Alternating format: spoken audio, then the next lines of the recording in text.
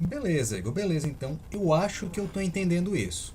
Basicamente, a luz vai bater na glicose, que vai liberar um elétron loucão aí, tomou um porre de energia. E esse elétron vai sair xixizando energia aos poucos, igual um cachorro andando pelos postes. E essa energia que vai sendo liberada aos poucos vai ser o que? Transformada em ATP. No meio disso, tem um dos processos, que é a parte acíclica, que a gente quebra a água. Aí o hidrogênio pega um táxi, um tal de NADP, e o oxigênio é liberado. Joia. Então, desse modo, a gente tem o que, gente? Energia, hidrogênio, tudo pronto. Só falta agora o CO2. Isso tudo a gente vai chegar para fazer a glicose. Então, o que é que está acontecendo, gente? Aqui, a gente vai ter uma coisinha que parece também complicada, porque ela tem uns números. Mas é simples. Vamos nessa, vamos comigo. A gente vai ter aqui o CO2, e ele vai se juntar com uma enzima chamada rubisco. Então, o que é que acontece? Entra um, entra o outro.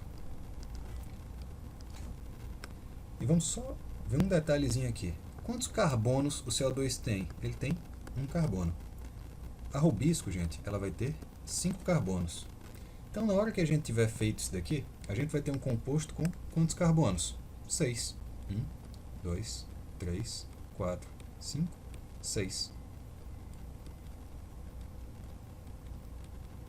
Tudo bem?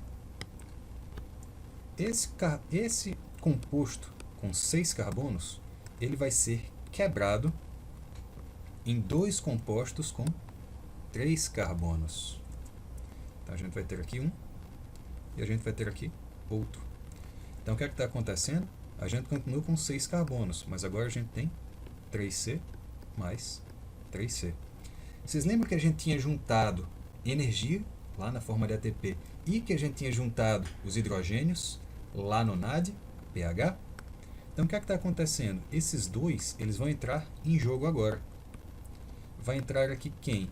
Vai entrar o ATP, que vai fornecer energia. E vai entrar também o NADPH, que vai fornecer o quê? Hidrogênios. E tanto a energia quanto o hidrogênio, eles vão se juntar com essas duas moléculas aqui. Então, o que é que vai estar acontecendo? A gente vai continuar com...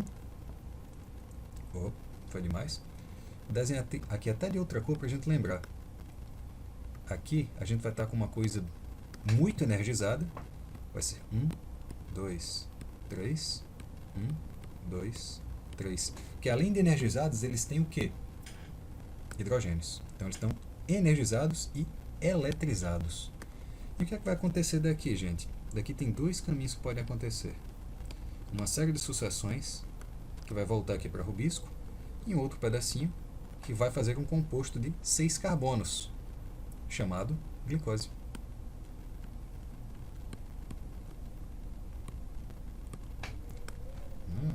Mas então vamos dar uma avaliada nisso daqui, porque não está fazendo muito sentido não, Igor.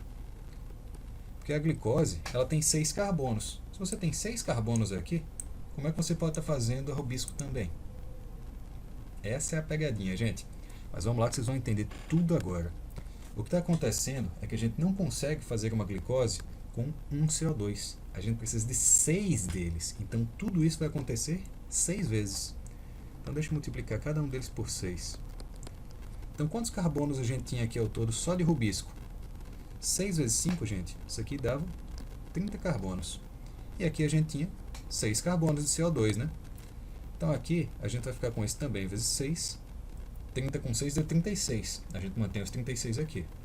Isso tudo também vai estar acontecendo 6 vezes. Isso aqui também vai estar acontecendo 6 vezes. E da glicose saíram o quê? Saíram 6 carbonos, não foi? Então o que é que acontece? Ao todo aqui a gente tinha 36 carbonos, como a gente tinha visto desde o começo, dos quais 6 viraram glicose. Então ainda tem quantos aqui? 30 carbonos. Opa, olha que coincidência, 30 aqui com 30 aqui. Então é justamente por isso que a gente precisa de 6 gás carbônicos.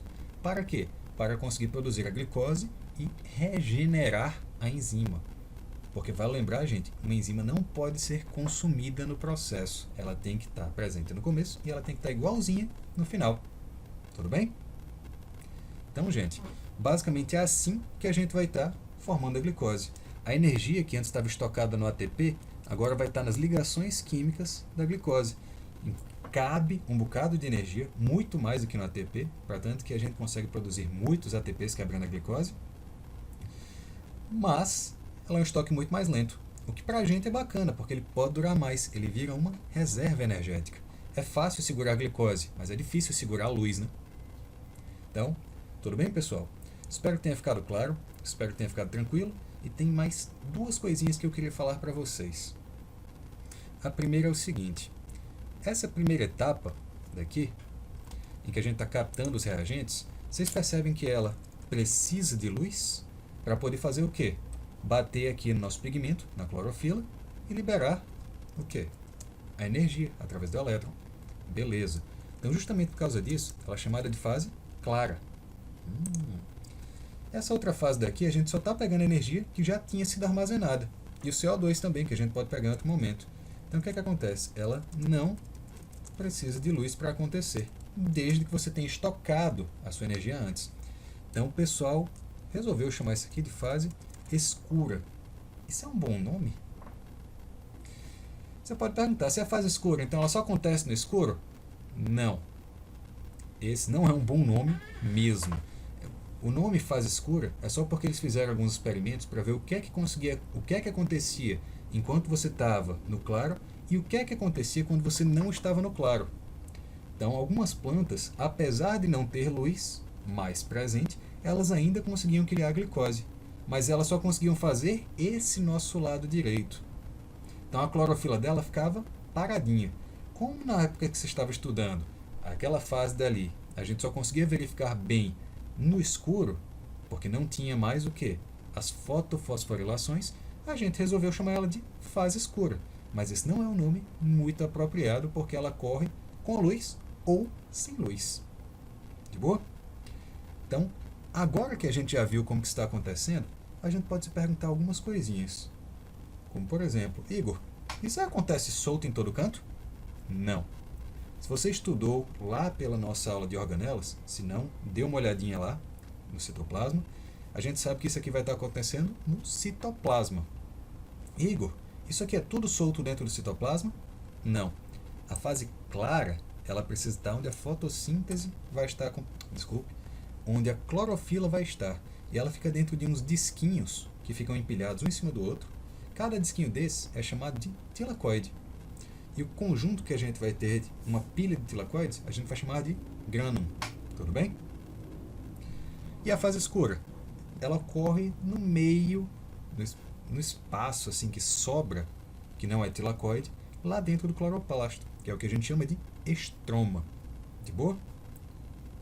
Mas aí, a gente pode se perguntar mais algumas coisas. Igor, o que é que a fotossíntese tem a ver então com a quantidade de comida que tem no mundo?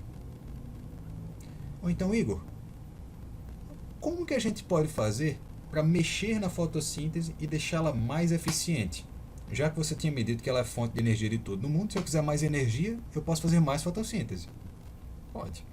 E é uma ótima pergunta, inclusive. Na nossa próxima aula, a gente vai estar respondendo a essas perguntas e a gente vai estar falando também sobre os fatores que regulam a fotossíntese, além de algumas alternativas a ela. Tranquilo? Então, pessoal, espero que vocês tenham entendido, espero que tenha ficado claro. Qualquer coisa, estou aqui. Só dá aquela mensagem, vou estar respondendo suas dúvidas e podem ir lá resolver a listinha de vocês no Estudandia, que agora já dá. Abraço, pessoal, até mais.